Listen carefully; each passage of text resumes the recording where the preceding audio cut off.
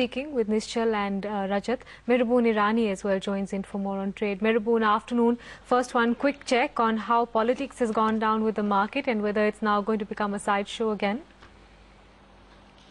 Basically, if you had asked me with this question maybe a month ago, I would have said politics definitely is a factor as always, but I think the importance is diminishing and it's not as high. But today, the way we are, with most factors staring at us in a very rude manner, I would say, I think politics definitely holds the key, at least for the very short term, maybe in the next couple of days or maybe a week from now, if you have the nuclear deal signed.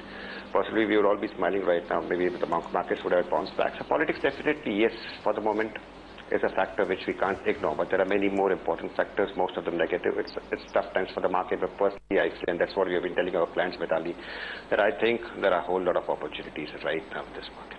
Have you begun to see that trend shaping up over the past few days, Mehraboon, that there's selective buying, there's some accumulation on specific stocks? Definitely yes, Mitali. I think the best way to look at the markets right now is that those amongst us, including me possibly, if we are trying to stare at the indices and trying to predict where we are going to go, we are going completely wrong. Like on the higher side, we were going on predicting levels, we went wrong. On the lower side, we are going on predicting levels, these are support levels and all, we are going wrong. Nobody amongst us knows as to where we are going to stop. But the last 2,000 points fall in the market, if we observe closely, quite a few scripts are in fact registered gains. And I think that is exactly what stock picking is all about. It's going to be difficult. But as I mentioned earlier, I think even if we stop at 12,000 or 12,500 and we don't go above 17,000 over the next 12 months, which I personally feel we are not going to go above that, I think this 5,000 points range is going to give us a whole lot of opportunities. There are quite a few scripts, especially say in pharma or in IT, some of the mid-cap IT companies that started giving you positive as far as returns goes over the last few days, despite the overall indices losing some more ground. Nischal, are you beginning to see institutional interest in capital goods again? Because it used to be a big favorite, then it went into a huge slump of underperformance. But these past few days, there's been buying in BHEL, L&T, Siemens. Some amount of bottom fishing has definitely been seen.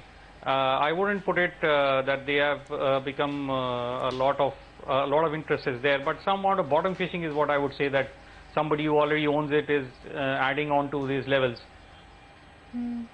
Rajat, from the trading side, sugars had a bad session today. Technically, what are those charts telling you? See, sugar definitely is having a bad session, but then they have come, the stocks like Balrampur or say Renuka or for that matter Bajaj Hindustan, these stocks have come to such levels that you won't see much of selling out here. Of course, buying might take some time to emerge, but these are not the levels where you can go short or go, take a very negative stance about it. Because from these levels generally you see good amount of buying emerges. So I would be watching for signs of accumulation and then sign of a breakout from here, and one can sort of go long token, and once the momentum comes in then you can buy. But at these levels it is not advisable to go short in sugar stocks. Caveat is that I hold some sugar stocks in my portfolio. The market has not in the past series at least, Rajat, stuck in a range for very long. This time round, do you think it might be a bit of a grinding couple of days or more than that while the market tries to find its feet between those levels you set out? It is it is entirely possible that it actually oscillates between say 4,100 and 3,900. Of course, that is pretty big range for the Nifty and especially for day traders who can catch it properly. But then my feeling is that I have seen that our markets do not stay in a range for any great length of time, and my gut feels tells me that short-term cycle is about to come to an end within a day or two, and then a decisive direction is likely to emerge. Although I still feel that it could be a possible upside, but unless and until a clear breakout above 4093 or 3842 happens, I would not take a call on that. Nischal, how important do you think earnings are going to be this time round? Are they going to change money allocation decisions at all, or are people watching out for a couple of quarters ahead, not right now? No, definitely. This quarter earnings are going to decide that how we are proceeding for our 08 GDP, and obviously looking at possible slowdowns for the 09 number also. I'm talking about the calendar year. So both these things are definitely going to be looked at very, very closely for the current quarter numbers. Thanks, Nishchal, for stopping by and speaking with us. The market has just been circling the 4,000 mark. Mehraboon, there's been some buying in this whole banking space. I mean, on one day a private sector bank, on the other something like an SBI. Would you go out and buy anything from banks now? No, Mithali, we have been quite negative, at least I personally have been quite negative on the banking sector as a whole, and especially on PSU banks. And I personally feel if one has to absolutely, like you tell me that I have to buy a bank scrip, and there is force on that. I think the only scrip I will touch in the banking sector is HDFC Bank, which I'm quite confident will grow at least 25% in the current year, and which doesn't have that much of a problem which SBI announced today or possibly other banks would be having. So if anything I have to touch is going to be HDFC Bank. I was negative on this sector, as I'm still in a bit on this sector. Yes, what we are seeing possibly that get pounds or maybe here and there because they have come down very sharply, but maybe 2, 3 months, 4 months down the line, if we have bank stocks at the same levels, I would not be surprised. What about IT? Would you buy anything from there now? IT, I personally feel there could be some positive surprises definitely in terms of the guidance that most of the frontline companies give. But Mithali, IT frontline companies have fared quite well in relative terms on the bourses over the last 2.5 months. And from the present levels, even if we take a little optimistic view, I don't see too much of gain, at least not in the frontline stocks.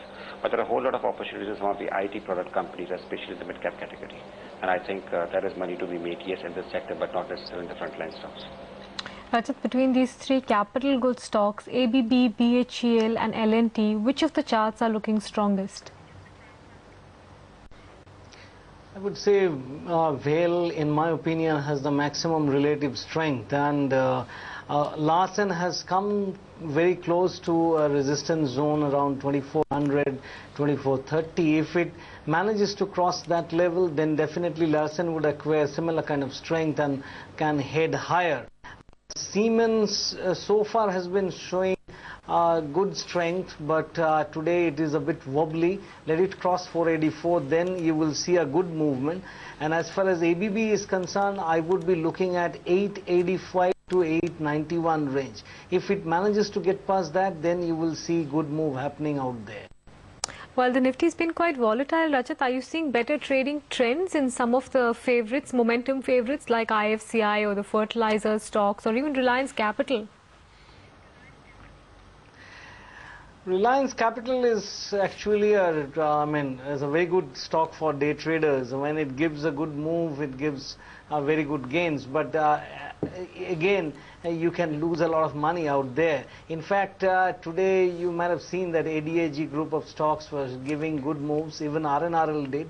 IFCI, let it cross 39 and then only you can actually bet more on the long side. But unless 39 is decisively crossed, it will once again become range bound. And fertilizer stocks, I would still need some more movement to get some confidence there. Chambal is my favorite, but I would be watching that before I take any position there. Good moves for capital goods, like we said. Of course, the subtext to it is that these are some of the nuke deal favorites that are moving. So aside from the three stocks I talked about, NTPC has been the late mover, 5% up on NTPC this afternoon. It will show up on the Sense. And that stock has been moving pretty well, as you can see, spiking in the last few minutes of trade. Mehraboon, what about power and power allied stories? Anything that you've been looking at there? I think power generating companies, I think from my side again a clear cut no. I think what concerns me in this present scenario, the economics of the country right now, what concerns me is the huge capex programs that some of these companies are having.